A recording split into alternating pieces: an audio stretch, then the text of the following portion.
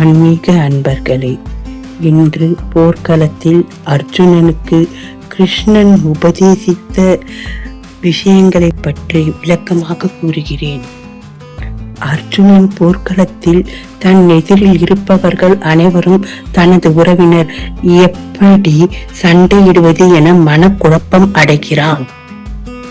அப்போது கிருஷ்ணர் போர்க்களத்தில் எதிரில் இருப்பவர்கள் உறவினர்களாகவே இருந்தாலும் நாம் அவர்களை எதிர்த்து போரிட வேண்டும். ஆத்மாவுக்கு அழிவில்லை, உயிருக்கு மட்டுமே அழிவு என்று அவனுக்கு உபதேசத்தை கூறுகிறார். சத்திரியனாக பிறந்ததால் கட்டாயம் நீ போர்க்களத்தில் போரிட வேண்டும் என்பது உன்னுடைய செயலாகும். நீ உன்னுடைய கடமையை செய், அதனால் வரும் பலன்களை நான் பார்த்துக் கொள்கிறேன்.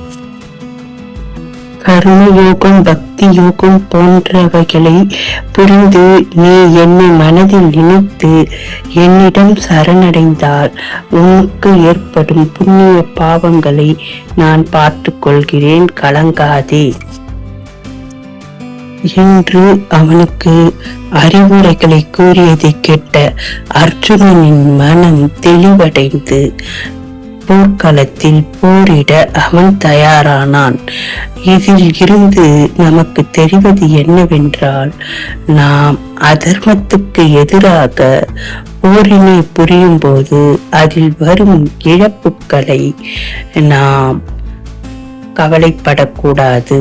தர்மம் ஜெயிக்க வேண்டும் என்றால் நாம் போராட வேண்டும். அதர்மம் அழிய வேண்டும் என்றால் நாம் அதனை எதிர்த்து ஒடுக்க வேண்டும் என்பதே கிருஷ்ணர் அர்ஜுனனுக்கு கூறிய உபதேசமாகும். இது போன்ற ஆன்மீக தகவல்களை அறிய ஆன்மீக குரு சேனலை சப்ஸ்கிரைப் செய்யுங்க. நன்றி அன்பர்களே.